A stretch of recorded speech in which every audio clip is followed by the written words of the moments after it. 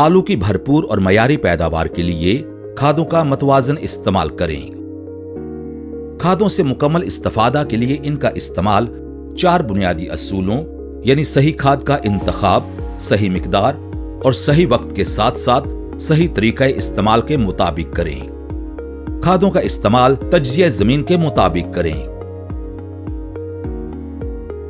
अगर तज्जिया नहीं करवाया तो 2.5 बोरी सोना DAP, 3.5 बोरी सोना यूरिया और 2 बोरी सोना SOP या 2.25 बोरी सोना MOP इस्तेमाल करें।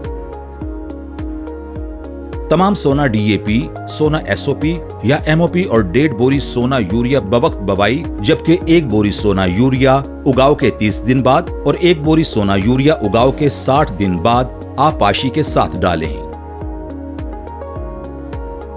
जिंक और बोरान की कमी दूर करने के लिए 7.5 किलोग्राम सोना जिंक और 3 किलोग्राम सोना बोरान फी एकड़ इस्तेमाल करें।